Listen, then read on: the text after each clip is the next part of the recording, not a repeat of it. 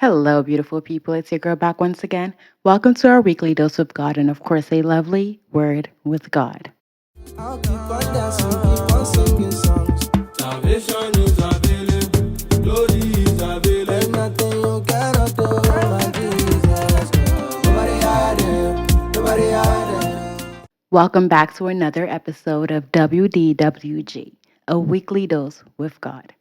Our topic today would be the four pillars of love.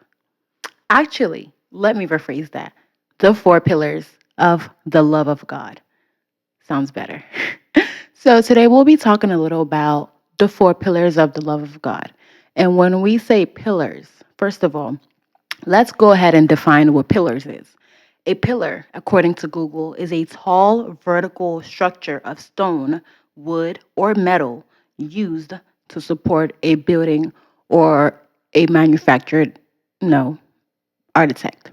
So now that we know what pillars is, what are some words that could describe a pillar?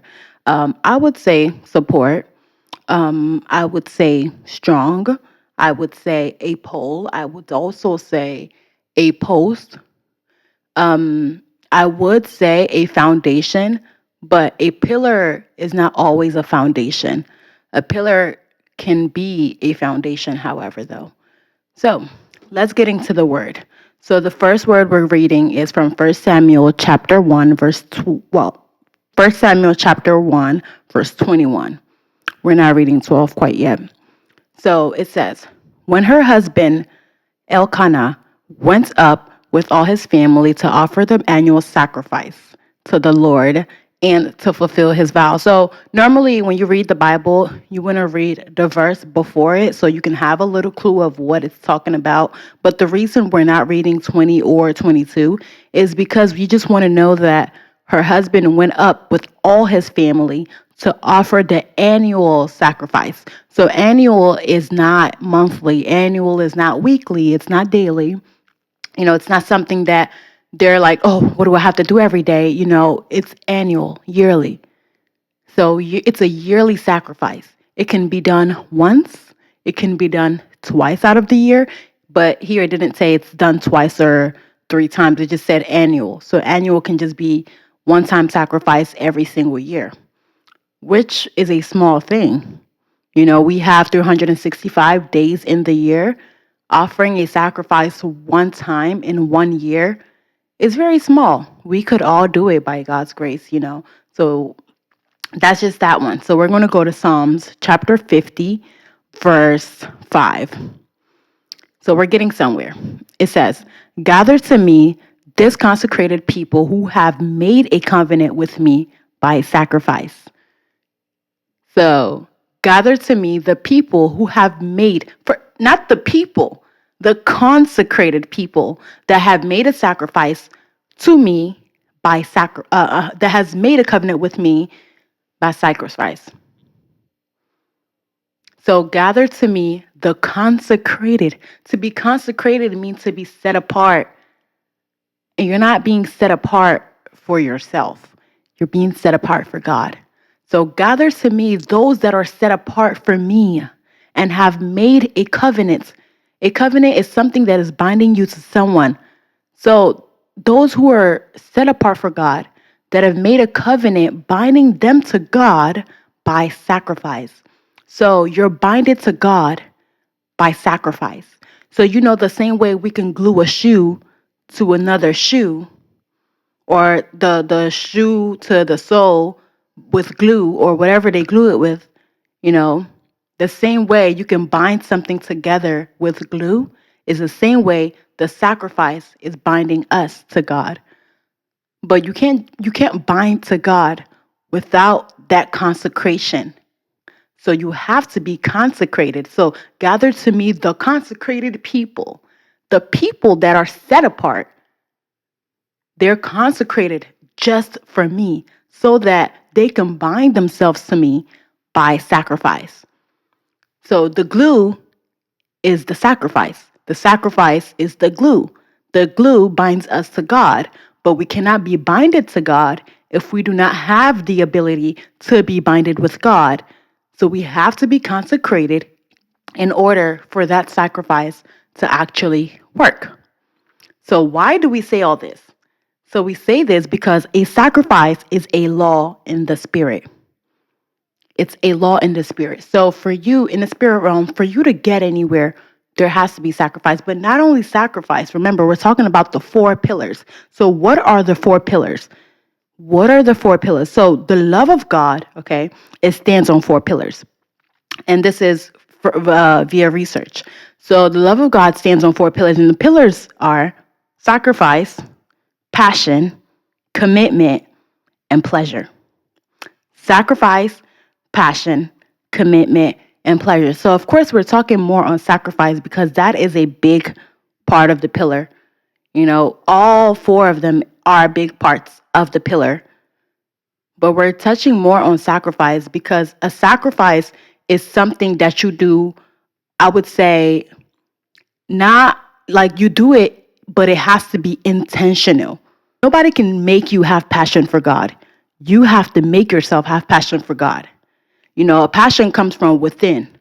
A passion is just, I want to. That's your passion. Why do you love God? Because I want to love God. He loved me because, I didn't do nothing for him and he loved me. So because of his love for me, that's why I love him. So that's my passion. That's my passion. My commitment is that I'm committed to God because he loved me. Because he was first committed to me, that is why I'm committed to him. You know, it's not being committed to God, it's not a sacrifice. It's just a commitment. Saying, okay, I'll love God because he loves me. I'm committed to him because he's committed to me. It's a commitment. Pleasure is what it brings you. Loving God brings you so much things. It can bring you money. It can bring you peace. It can bring you joy. It comes with so much things. So knowing like, yeah, I love God because loving him brings me pleasure. But if you love God because he only brings you pleasure, then that's a one-sided relationship. What are you giving? You have to be able to give something to the Lord. So that's why there's four pillars. There's different things. There can be commitment. There can be passion. There can be pleasure. But one that you have to give intentionally is sacrifice. A sacrifice, you don't just like me saying, "Oh, I love God because he loves me." That's not a sacrifice. That's not a sacrifice. It's a commitment. I'm committed to him because he loves me. But what shows that commitment? I cannot be committed to something without sacrificing something for that thing or that person. If I say, "Oh, I love you," what shows that I love you? Me saying that I love you, that's a way of, "Oh, I'm committed to you." But what actions shows that I love you? If you tell a spouse, "I love you," they won't be paying attention to your "I love you." They'll be paying attention to your actions. What are you doing that shows me that you love me? What are you doing that shows me that you actually care for me like you say you do? So your sacrifice. What are you sacrificing for me? What are you sacrificing for God? So that's why it says the consecrated people, not just anybody that has a sacrifice with me, but those that are consecrated. So those that are sacrificing something, but are being set apart for me. Anyone can say, "I'll abstain from sex." Anyone can say, "Oh, I'm staying celibate." I see a lot of people that are celibate. But once that person comes along, they're off that boat because though they were consecrated, they were not consecrated for God. They were consecrated for that time being. They were consecrated because they wanted to. There's sometimes that we go to the gym, and we say, "Oh, we're going to be on a calorie deficit. We're going to eat small. We're going to probably not even eat at all." Some people, they can go 7 days without eating food because they want to lose weight. That's consecration. That's being set apart. That's a sacrifice, right? Me saying, "Oh, I won't eat any food because I want to lose weight." The sacrifice is not eating food, abstaining from food.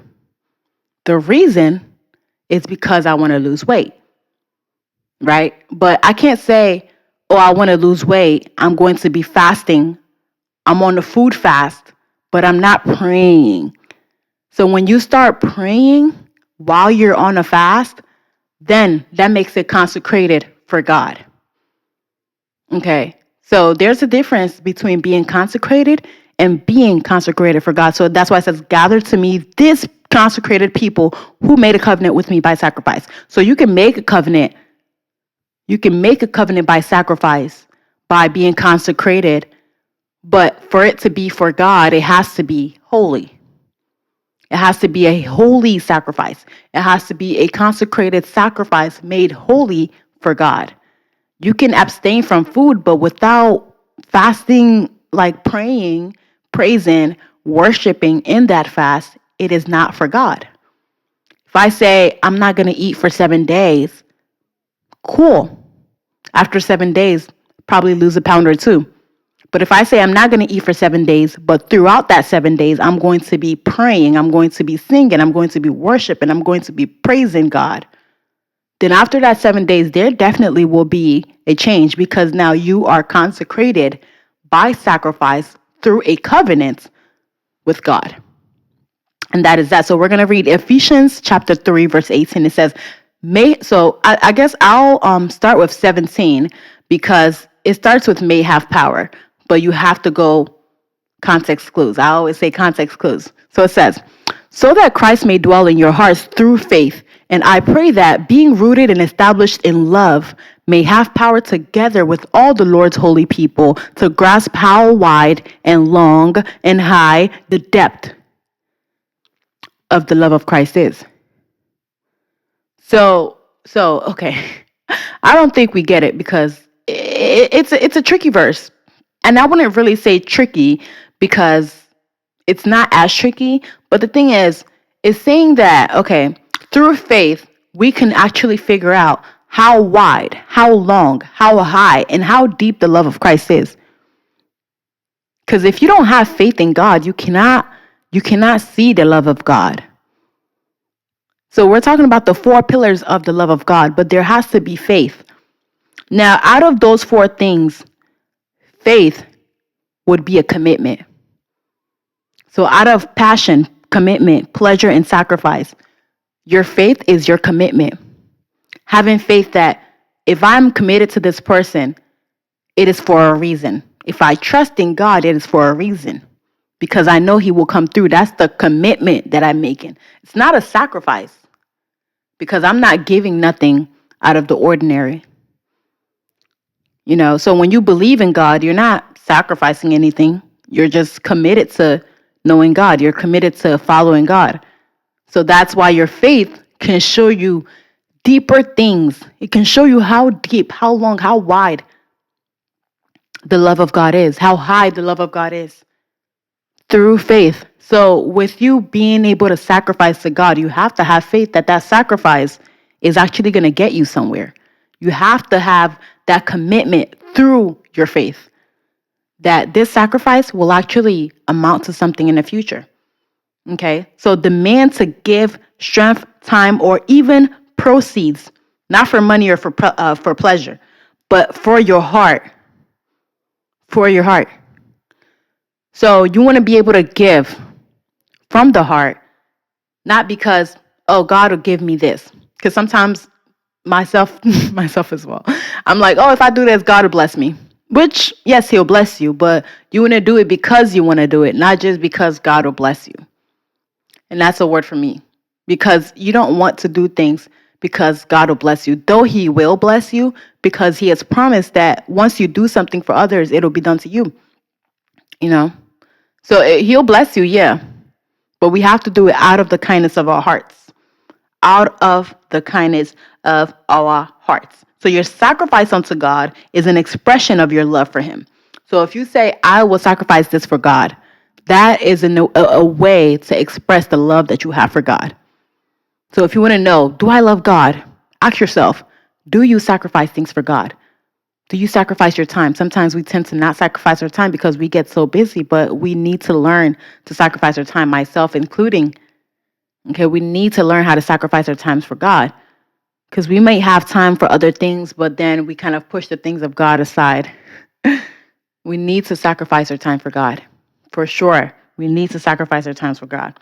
So there's mysteries that control the divine intervention. There's mysteries for assessing the sworn blessings. So sworn blessings, it can be like the sacrifice that Abraham made. God is technically his heart. It was made in his heart. It wasn't made out.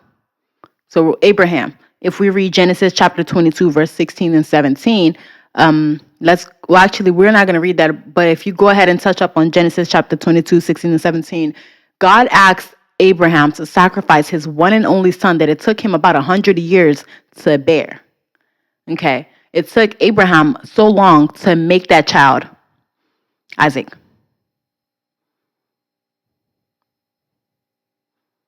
So imagine, and now you're telling me to sacrifice that one person that you finally gave me.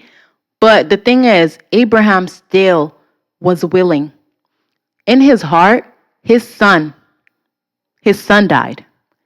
His son died in his heart, but he didn't actually kill him. But because he was dead in his heart, that's why God was like, actually, don't do it, because I see in your heart that you have killed your son in your heart. You have accepted that if he dies, he dies. Whatever God tells me to do, I'll do. I've accepted it in my heart that if he dies, he dies. So if this is a sacrifice for God, you have to believe it in your heart that it's a sacrifice for God. It's for God. I have to do it. I have to do it. It may hurt, but I have to do it. But the thing is, once he was about to kill his son, God said, don't do it. Though God told him, sacrifice your son for me, but he ended up not killing him because God already saw his heart. Like, yeah, your heart says he's already done. Your heart says he's dead. So he didn't actually have to kill his son for him to be dead in his heart. So that is another form of sacrifice. Sacrificing through the heart, sacrificing within the heart. So if you're being consecrated for God, it doesn't have to be something that is out or seen by people. It can be something that is accepted in your heart. Like, yes, I've accepted in my heart that Jesus is Lord. That's a sacrifice. I've accepted in my heart that Jesus is Lord. So accepting in your heart that God is love, it's a covenant, it's a sacrifice. In the spirit, it's way more than you think. You may think, well, what if I say I believe in God, what does that change? But it changes a lot because now your heart is making that sacrifice in the spirit realm. Your heart is being consecrated because you know, like, yes, I'm giving my life to Christ. It's not just me talking it from my mouth, but I'm believing it in my heart. So we're going to read Romans chapter 10, verse 9 and 11. And I hope y'all have learned a lot because this is a word to take away. So we're actually going to touch up on it. So it says, if you profess it in your mouth and believe it in your heart that Jesus Christ is Lord, then you will be saved. So if you're here today, you have not given your life to Christ. You want to be consecrated for God. You want to commit to God. You want to have that passion for God. You want to feel the pleasures that it takes to love God. And you want to be a committed person to the Lord. Just say after me, Lord Jesus, I accept you in my heart. I believe in my heart and I profess with my mouth that you are Lord and you died and was raised by God on the third day. Lord Jesus, accept me in your kingdom and save my soul. And to God be the glory. You are now one of his children. So we thank God for everything that he has done for us. And that is all for it today. God bless you and Jesus loves you.